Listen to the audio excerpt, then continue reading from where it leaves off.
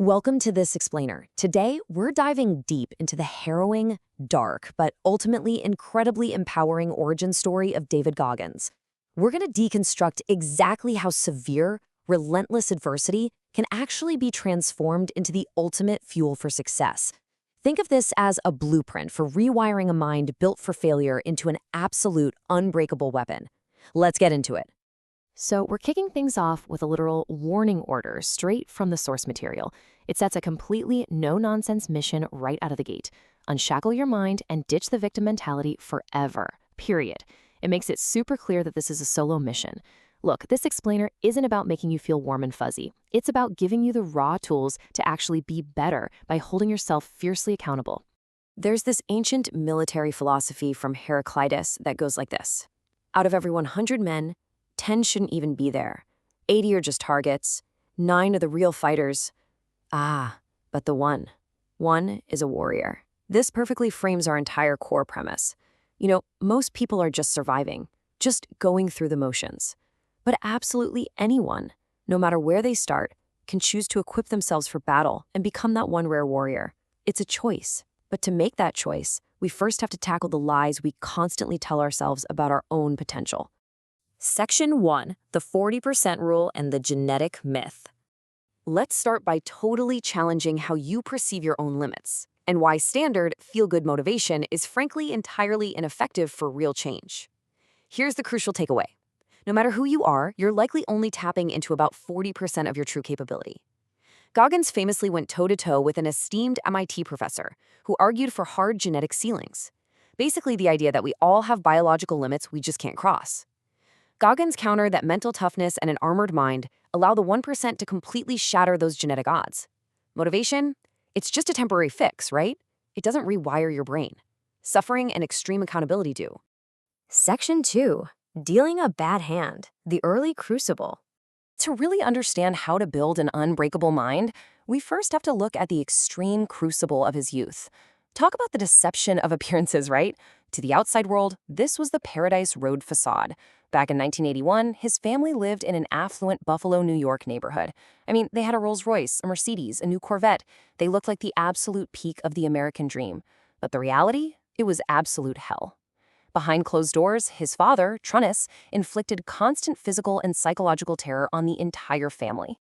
Goggins put it this way: "My bad cards arrived early and stuck around a while." That quote really captures his starting line. Young David was basically living a waking nightmare. He had to hide severe bruises at school. He worked past midnight every single night, cleaning toilets and scraping gum off the floor at his father's roller rink, Skateland.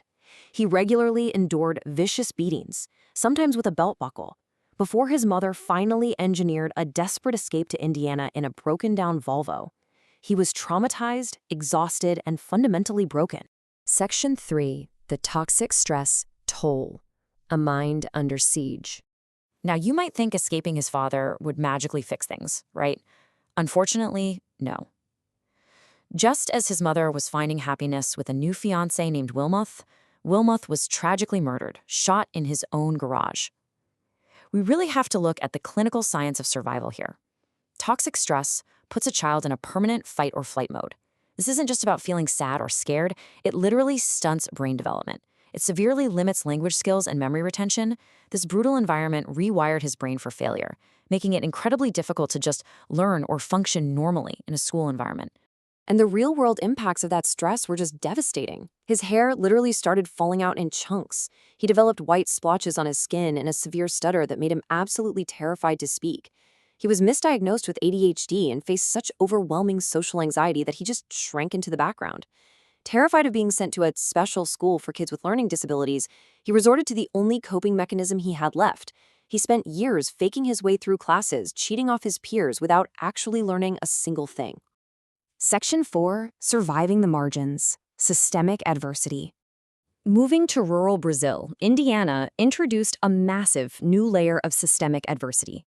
He became the only black kid in his high school.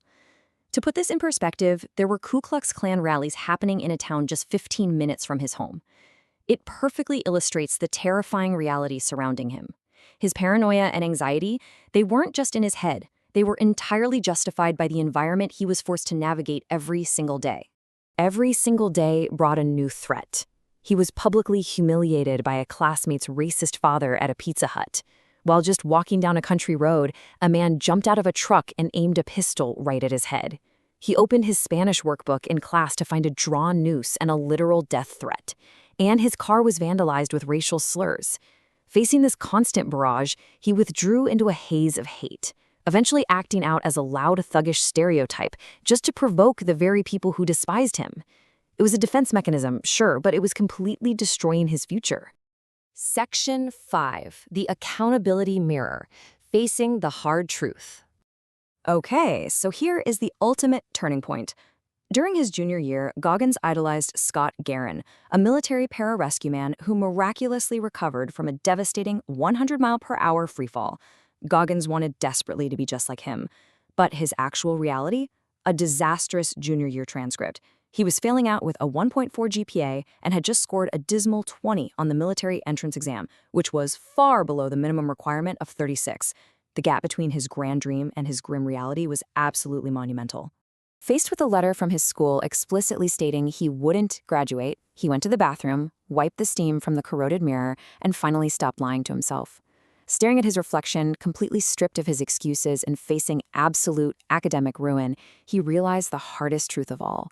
Nobody was coming to save him. Not his mother, not his friends, nobody. He had to take extreme ownership of his life, his education, and his mind, right then and there. Section 6. Challenge 1. Your hand. Flipping the script. So how can you apply this brutal self-assessment to your own life? Your first mission is to grab a journal and completely deconstruct what's holding you back. Step 1. Take a brutal inventory of your bad hand. Step 2. Write down every single excuse, every bully, every trauma, or even the coddled comfort that's currently stopping you in minute detail. Give your pain shape. Step 3. Absorb its power. And finally, step 4, use those exact limitations, those exact reasons why you can't, as the high-octane fuel for your ultimate success. Flip the script on your own life. As we wrap up this explainer, I want to leave you with this provocative thought. When you strip away the temporary hype of motivation, when you finally stop looking for life hacks and easy ways out, what is actually stopping you from taking absolute control of your mind? Are you brave enough to step up to your own accountability mirror today? Thanks for joining us for this explainer. And now, it's time to get to work.